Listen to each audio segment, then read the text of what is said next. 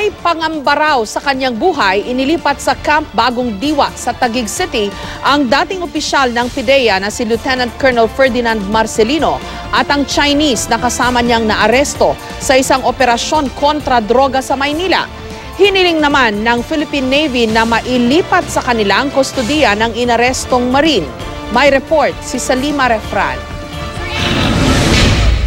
Nakataas ang nakaposas na mga kamay. Ganito nagpakita sa media si Marine Lieutenant Colonel Ferdinand Marcelino nang ilipat ng piitan sa Camp Bagong Diwa sa Taguig. Mula sa detention sa PNP Anti-Illegal Drugs Group sa Camp Crame, sa PIDEA Holding Area, sa Quezon City Jail Annex na siya mananatili, kasama ang Chinese na si Yan Yizhu o alias Randy.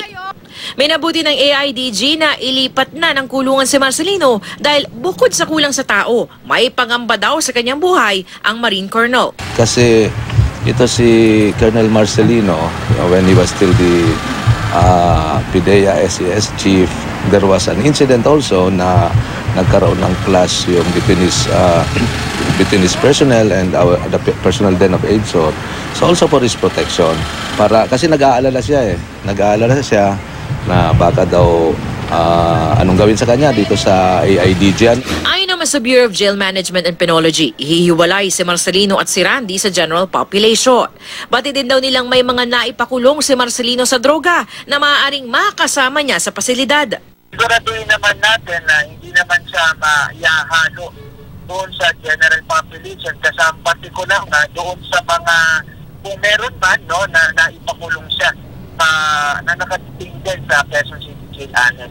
Wala naman siyang marireceive na special treatment sa amin. Sa maliit na selda makukulong si Marcelino kasama si Randy at isang suspect sa Maguindanao Massacre. Maliit na papag daw ang magiging tulugan nito. Bago nito, sumailalim muli sa fingerprinting at mugshots si Marcelino. Sumailalim din siya sa medical examination at nakitang mataas ang kanyang presyon. Maayos naman daw ang kalusugan niya kahit na nag-hunger strike siya ngayon. Nauna nang sinabi ni Marcelino na mag-hunger strike siya hanggat hindi binabasura ang reklamo laban sa kanya. Ang Philippine Navy na mother unit ni Marcelino nagsumite ng petition sa Department of Justice para sa kanila mapunta ang kustodiya ni Marcelino. Kailangan daw kasi nilang masiguro ang kaligtasan ni Marcelino, lalo't marami raw itong nakabangga noong nasa PIDEA pa. Dahil nasa aktibo pang serbisyo, dapat din daw na nasa Philippine Navy ang kustodiya niya at marapat lang na isailalim si Marcelino sa military court kung may mga nalabag man siya sa ilalim ng Articles of War. Nangako naman ang Navy na ihaharap sa mga pagdinig si Marcelino basta iutos ng DOJ o ng korte. Sinusubukan pa rin ng GMA News na makuha ang panig ng kampo ni Marcelino. Salima Refran, GMA News.